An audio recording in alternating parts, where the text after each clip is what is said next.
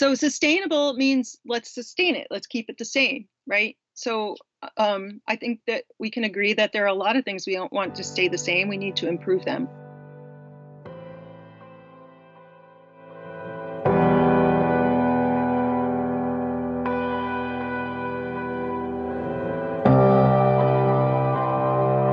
I live in Lancaster City and I walk a few miles every day. And one of the things I noticed in the first couple of weeks, the air quality had improved so much that I could, this for the first time in 10 years living here, smell the blossoms on the trees and the flowers on daffodils and tulips and rhododendrons and apples and just it's like what we subtracted changed everything. It had been obscured. Um, the other side of that is that the polluting entities, air polluting in particular, that were all wrapped into kind of a baseline bad air, really smell bad now. Just to walk by certain industries, and it's, in the clear air, it's much more obvious what the impurities are.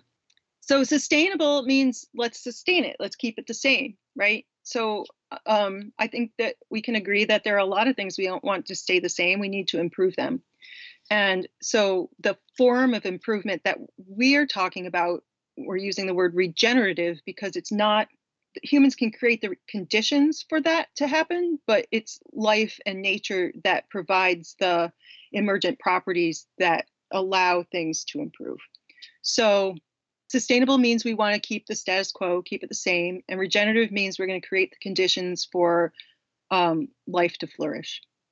It makes me think about the fact that the perhaps sustainable or the status quo really is about our ego and how we are the ones creating those things. And it's interesting, the letting go or release that's involved in regenerative, and how that's something that we have to work on within ourselves in order to accomplish, is to be able to let go of that ego, prepare things so that forces greater than us, far greater than us, can do what needs to be done.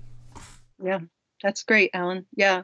And I'll give you an example of we had a woodland steward recently who comes from a design background, well educated. She could not get herself to the point to design something if she couldn't control the outcome of it.